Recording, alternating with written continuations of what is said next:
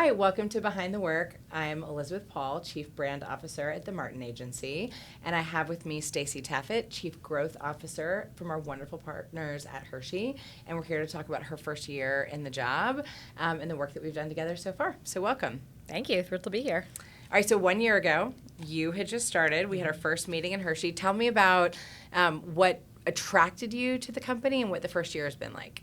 Well, today is my 1 year anniversary, and it's been a fantastic year. So I've always admired the Hershey company for a few reasons. One, fantastic brands, just incredible brand portfolio. Second, the legacy that it has and the story behind its founder and his philanthropy and the community. I just think that's really special and hard to find.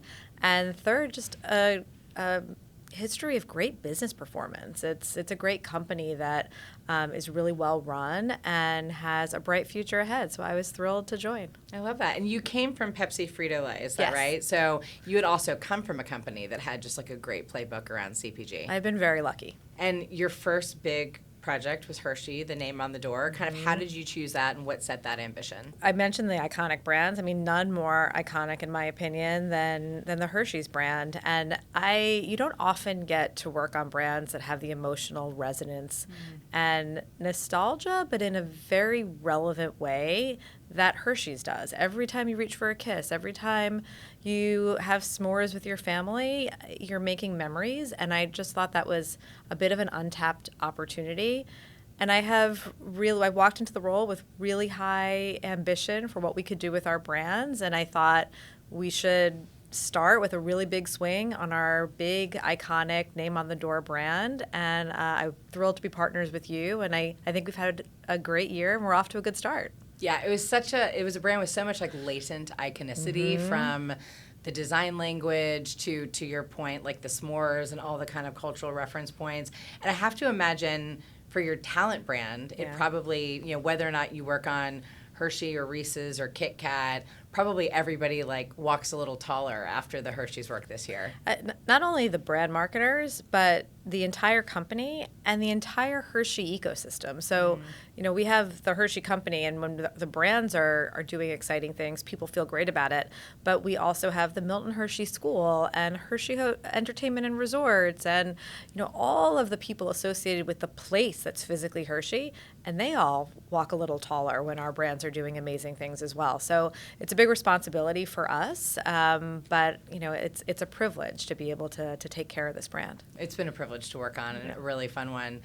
So obviously the Olympics work was like the first big push. How did you choose that moment, knowing that this year was just going to be a really big year for the brand? Yeah, I think what's interesting about that moment is it has that same sort of emotional pull that I think the Hershey's brand has the potential to have. So we have a lot of cultural sports moments that happen throughout the year. Olympics is deeply emotional. There's a sense of national pride that, also can be associated with Hershey's as a classic American brand. And so we thought it was just a really nice place to land the brand point of view, what it's about, and do it tonally in a way which is where we wanted to take the brand, but also lent itself to opening ceremonies in particular. I remember in one of our first meetings, that first meeting we were sharing the design language, we were sharing some of the foundational strategy, and you talked a lot about your passion for like real consumer tensions and brands that solve a problem. Do you want to talk about that at all? Yeah, I mean, I think that brands need a role to exist in the world beyond just the product, right? We know that as marketers. And I think the ones that really break through are dealing with things that are relevant to how people live their lives every day, what they struggle with, what their opportunities are, and finding a place where there's real tension that your product can also have a role in solving is hard. But if you find it, you stick with it for a very, very long time. I believe that. And when I first saw the platform idea of It's Your Happy Place that you guys brought, I instantly knew that was it, because it is a hard life now that people are living. And those familiar comforts really play an important role. And if the brand can stand for that, for choosing those moments of happiness when they're hard to come by, that's a really profound place and a great place for our product to live as well. I always think about, and I know we've talked about this, humans are like plants that will grow towards the sun. Yeah. And we're like desperately looking for things that like just little dopamine hits that feel good in a world that can feel kind of bad. 100%. And so brands that can have a role in that, in a generative way, I think there's a lot of power there. For sure. And we're all consumers too. And, how much, the way I look forward to my little Hershey kiss in the afternoon, it's a little bit, but it does. It brings me joy before I join the company. Yeah. And I'm not alone in that. That's true for a lot of people. One of the things that I think is, a privilege, but also something that one does not take lightly with these like really iconic heritage brands is how much do you bring forward, whether it's from nostalgia, particularly when you're renovating an iconic brand, like how much do you bring forward from the past and then how do you renew that relevance in a contemporary way? Yeah. How do you think about that kind of broadly? I mean, I think it's such a gift to have a legacy brand that has a positive starting point for so many people, that there's positive association and positive memories. I think brands tell stories that should be timeless and are grounded in something consistent over time, but the way that they tell them has to be very relevant, very modern, very timely. And so tapping into that that feeling that you get when you reach for Hershey's, where it brings you that little bit of comfort, a little bit of happiness when you might need it, you can tell that in a very modern way, in a breakthrough creative way that gets people to sit up and listen, but you're not straying for what the brand is authentically about. And I think that's the balance that we've got to manage as we take care of this brand going forward. We don't want to look backwards, but we also want to be authentically who we are, who the brand was when Milton and Catherine founded it. Yeah, and I loved that story. And obviously there will be a feture film later this year. Thanksgiving weekend. Like and subscribe, buy tickets, take your families to the theatrical Please do. Please preview. Do. But when you do have a founding story like that, where a product, for those who don't know the story, Milton and Catherine really created this product to democratize happiness. Like chocolate was this luxury experience. This is like Depression era. And even the delivery of a kiss or a pip were like these little ways to democratize something that had not been accessible to a lot of people. That's right. And that idea in the moment that we live in, where there's a lot of inequality, democratized happiness has this kind of like renewed relevance without even having to reference back, and yet that through line of the brand purpose is still really there. I think it just gives you a North Star of where not to stray away from and to stay focused on it. And I'm committed to that. But to do that, we have to be relevant to every generation that comes. And I think we have a brand that can do that and will do that. And I think we're collectively up to the challenge. So there's so much great work that's not even out yet. But I love that you kind of gave the ambition of using that launch work as the floor, not the ceiling, as the starting place. But at the beginning, do you have any kind of like, I don't know, secret ambitions for where you see the Hershey brand specifically going in the next year or two? I think this is a brand that should be amongst the brands that people talk about most often. And for me, that means a few things. It means success means business growth, for sure. We have to be effective in the way that and for Hershey's, that means not just being relevant in the seasonal moments, but being relevant every day, being top of mind, being part of people's lives. So that's one. Second, I do want us to win creative awards, not because I care about the awards, but because I do believe that's a sign that we're making highly effective, excellent work.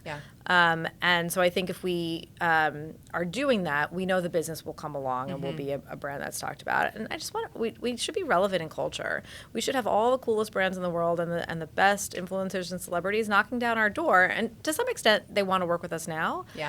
But I think we could take that to a whole new place and do really fresh, transformational things. I think the sky's the limit. I think the work we've started to do together in social, like starting in the Olympics and beyond, is like a really great. And we were talking earlier about, you have these tentpole moments, whether they're anchored to seasons or otherwise, but social is really the place where that equity and that mental availability and culture just keeps getting built. Like, I'm a big believer that you have to win the feed, but if you're not building the brand at the same time, it's just tricks and filler, and I think the best social work does both. I totally agree. Our intent is that we pick moments to go really big, and I think this brand should have some some longer form storytelling that's really emotional and that has its moment, but always has to be on in social and in culture. And, I think the brand knows who it is and what areas of culture it can play in around chocolate and Americana and family time and sports and some of those things. But be part of those conversations. We belong there. Yeah. People expect us to be there. And I think we'll add a lot. So are there other brands where either the teams are a little jealous of the treatment that Hershey got, or feel like they're big candidates for the next kind of like renovation and debut? Yeah, we're doing it across the board, actually. And I think what's nice about a modern marketing ecosystem is that you don't have to break the bank to do great work. Yeah. And so, we used to live in a world, or the Hershey Company used to think about, well, this is the year that we're going to go big on this brand. And this is the year. Going forward, we're not really going to do that. We're going to give each brand what it needs to grow its audience in a way that's right for them. And we think we can do that with the resources that we have. Yeah. And we shouldn't sacrifice, because you look at our portfolio and there aren't a lot of losers. Yeah. It's a really good portfolio. No redheaded stepchildren. There really aren't. Portfolio. And for the company to reach its ambition, and we have as a company really high growth ambitions too, that every brand has to play its role.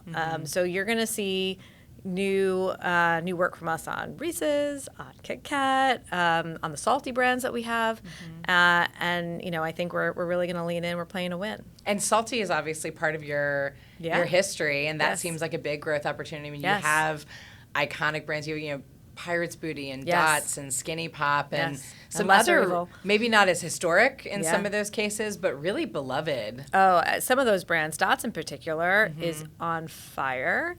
And it also has such an interesting, authentic story from its founder, the care and the craft and how she toiled away until she found the perfect recipe and why the twist delivers the right flavor. And it's a really rich place to start. It's a fantastic product. It's very premium. It's elevated. And now we can continue to accelerate and make it one of the biggest snack brands in the country. Do you feel like you're seeing changes in the marketing culture inside Hershey? Yeah. There's more of a swagger. When you do good work, it makes people feel good and it builds confidence, and everyone believes they can do more of it, right? It feeds on itself. And we've also, given, I think, the marketers a space to be more creative and to find ways to be more relevant. We've switched a little bit of the focus from reach to relevance. We still need reach. Yeah. But it's not exclusively reach anymore. That doesn't win. What wins is being relevant day to day. We've talked about this with consumers, and so giving our talent the freedom to figure out what that means for their consumers and not just worry about spots and dots, I think has been really exciting for people, energizing. Yeah, it's amazing to see. Obviously we started with Hershey. We've gotten to know some talent across a few other brands. Social seems to really be leading the way a lot inside the Hershey portfolio. It seems to be a place where there's a lot of ambition. Yes. And a lot of just fun work happening. We have brands that have cult followings that, like, whatchamacallit and Bubble Yum and York and Mounds, and we don't, those brands we can't do the full treatment on because they're a little bit smaller and they're heritage brands. Yeah. But they're perfect for social disruption because there are just these fan bases that are rabid and can become advocates for the brand. And so it's exciting to have, we talk a lot about insurgent brands having a more equal playing field now because of social, but even like the tail brands that we have, it's the same. Like they can really do some things because even with limited resources, you could be out in the world.